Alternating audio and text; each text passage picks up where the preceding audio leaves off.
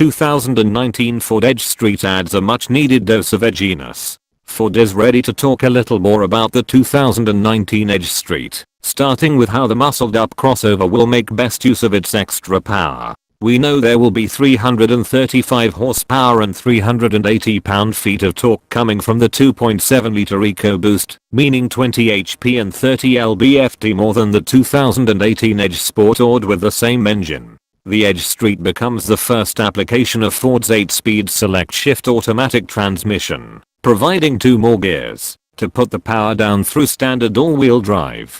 Sensory satisfactions of hopping into sport mode start with the instrument cluster. The space to the left of the speedometer switches from a clean blue tachometer to a red-hued tacho with a gear indicator.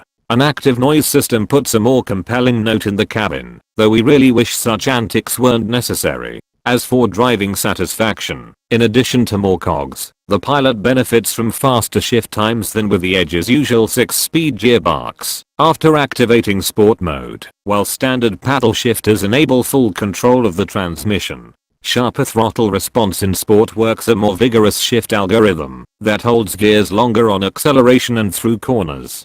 Keener engine braking helps set up 4 corners, and hard deceleration cues the transmission to drop through gears sooner with rev-matched downshifts. Ford says there are new ESC and traction control programs, but won't tell us anything about them yet. Speaking of brakes, an optional performance pack swaps in front rotors optimized for performance and cooling, which could mean they're either slotted or drilled, if not of a new compound. The front calipers wear a dust shield, and upgraded pads go on front and rear to provide a consistent and prolonged track experience.